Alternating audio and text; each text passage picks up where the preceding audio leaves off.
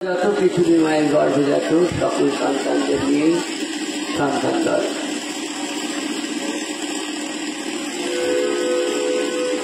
বলছেন 5টা আঙ্গুল 5 রকম, যেমন একই সংসারে 5 রকম ছেলে মেয়ে, কেউ দেখতে সুন্দর, কেউ কুৎসিত, কেউ লম্বা, কেউ পেটে। পরিচয় ভুললে চলবে না, প্রত্যেকেই একই মায়ের পেটে ভাঙ করছে। আমরা সন্তান দল, বেশ প্রচার করাই আমাদের একমাত্র কাজ। জানা বিষয়বস্তু যাতেই আছে তাকাই বলা হয় বেদ গ্রন্থ। আলো জল মাটি বাতাস সূর্য চন্দ্র গ্রহ নক্ষত্র আকাশ জীব গাছপালা কীট পতঙ্গ মানুষ, প্রত্যেকের থেকেই আমাদের কিছু না কিছু শেখার আছে। তাই এরা প্রত্যেকেই আমাদের কাছে শিক্ষক। ঠাকুর বলছেন বেদের রাজনীতি, রাজকথার অর্থ শ্রেষ্ঠ, নীতি হচ্ছে পথ। শ্রেষ্ঠ নীতি সেটাই রাজনীতি। তথাকথিত সমাজে যে রাজনীতি চলে পার্টিগত, সেই জাতীয় রাজনীতি নয়। রাজকথার অর্থ শ্রেষ্ঠ। প্রমাণ কোথায়?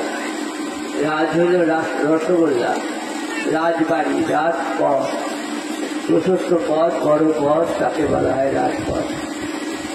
বড় বাড়ি, বিশাল আকারের বাড়ি, তাকে বলা হয় রাজবাড়ি।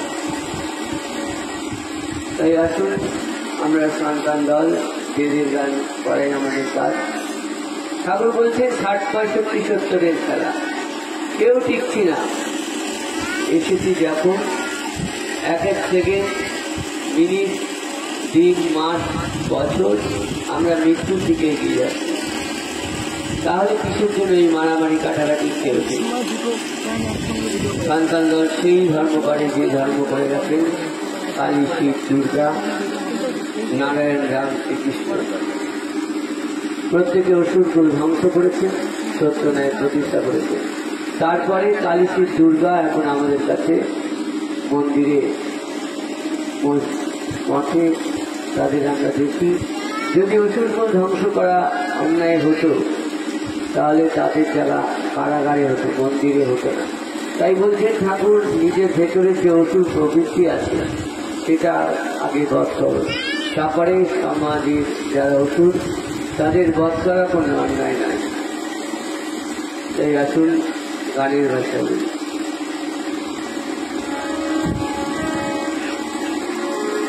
আমরা সন্তান বেদের গান গাই, প্রকৃতির তত্ত্ব নিয়ে আমরা চলি ভাই। আমরা সন্তান বেদের গান গাই, প্রকৃতির তত্ত্ব নিয়ে আমরা চলি ভাই। আমরা সন্তান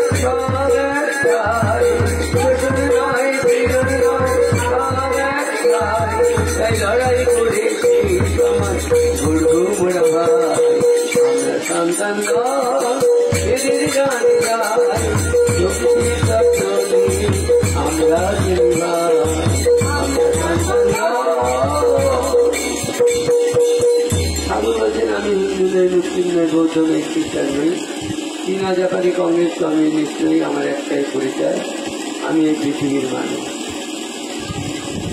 সমাজে দুই শ্রেণীর মানুষ আছে, এক শ্রেণীর মানুষ রাজনীতি করে, আরেক ধর্মীয়ভাবে আমার দল বড়, আমার দল এসেও বলে চিল্লা।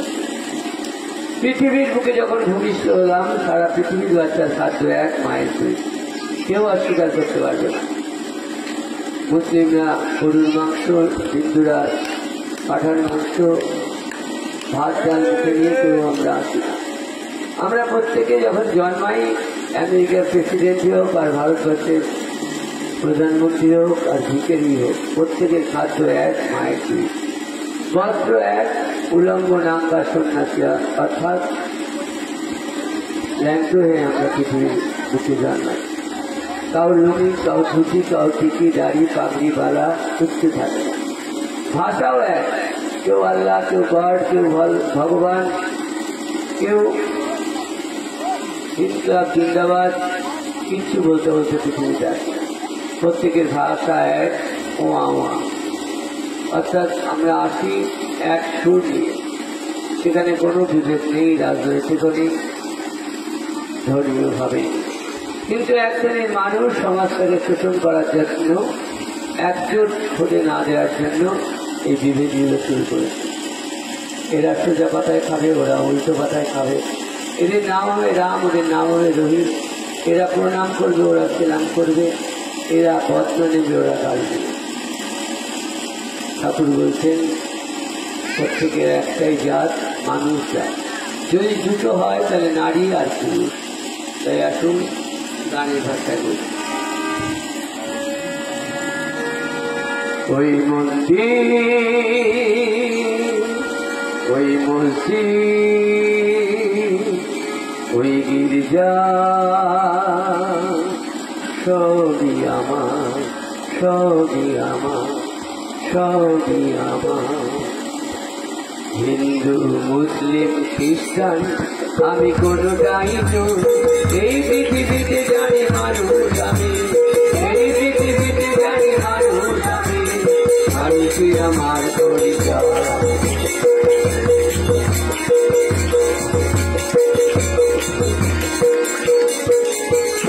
জাতি গোত্রবিহীন আমি, আমার তো কোনো জাত নাই। সকল সুরের মাঝে পরম সত্যটাকে খুঁজে আমি পাই। জাতি গোত্রবিহীন আমি, আমার তো কোনো জাত নাই। সকল সুরের মাঝে পরম সত্যটাকে খুঁজে আমি পাই। ধর্ম বা সাধনাতে আমাকে মিশে আছে, ধর্ম বা সাধনাতে আমাকে মিশে আছে, কিন্তু আমার সুর আনন্দময়। এই পৃথিবীতে জানি মানুষ আমি, মানুষই আমার পরিচয়, মানুষই আমার পরিচয়। মন্দির, মসজিদ, গির্জা, সবই আমার। বদনা গাড়ুতে টিকে দাঁড়িতে, তবে বল তফাৎ কোথায়? রাম আর রহিমের ছেলামে প্রণাম, বল থেকে দূর হয়ে যায়। বদনা গাড়ুতে টিকে দাঁড়িতে, তবে বল তফাৎ কোথায়? রাম আর রহিমের ছেলামে প্রণাম, বল থেকে দূর হয়ে যায়। ধর্মের বেড়া দিয়ে মানুষের যাত্রাকে যারা বেঁধে দিল, কাগজে কলমে যারা আল্লাহ হরিকে বলে ওরা দুই ছিল। ধর্মের বেড়া দিয়ে মানুষের যাত্রাকে কাগজে কলমে যারা আল্লাহ হরিকে বলে ওরা দুই ছিল। তাদের জমানা বুঝি হয়েছে, তাদের জমানা বুঝি হয়েছে।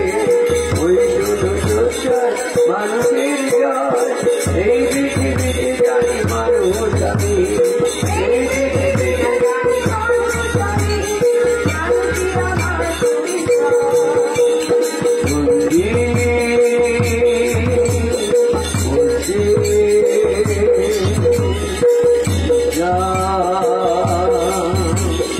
সবই আমার, সবই আমার।